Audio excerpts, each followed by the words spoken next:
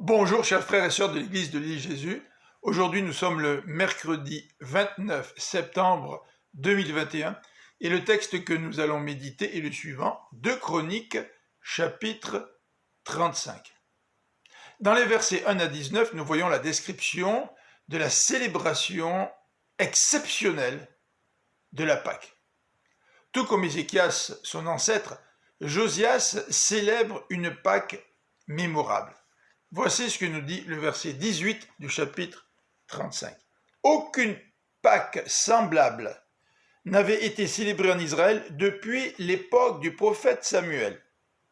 Aucun des rois d'Israël n'avait organisé de célébration de la Pâque comparable à la Pâque célébrée par Josias, avec l'aide des prêtres et des Lévites, avec tout Juda et ceux d'Israël qui se trouvaient là, ainsi que les habitants de Jérusalem.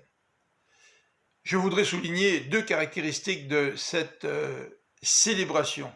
La première, c'est que la Pâque a été fêtée en l'honneur de l'Éternel. Cela explique l'importance que le texte met sur la sanctification et aussi la présence de l'arche. Deuxième caractéristique, c'est l'unité du peuple. Tout cela a été très bien organisé. Les prêtres, les lévites, les portiers, les musiciens, tous sont bien organisés.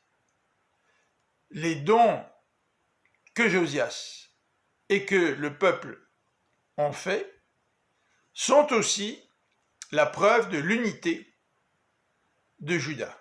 Josias a donné l'exemple. Il a donné des milliers d'animaux pour les sacrifices. Et il a été suivi par les leaders du peuple. Dans les versets 20 à 27, nous voyons la description de la fin du roi Josias. Nécho, le roi d'Égypte, part en guerre à Carchemish. Et Josias décide de lui barrer la route. Inspiré par Dieu, Nécho dit à Josias qu'il ne veut pas combattre contre Juda. Mais pour certaines raisons, Josias ne le croit pas et décide de livrer bataille dans la vallée de Megiddo. Il fut blessé à mort par une flèche tirée par un archer. Il a été enterré dans les tombeaux de ses pères. Ce fut un bon roi.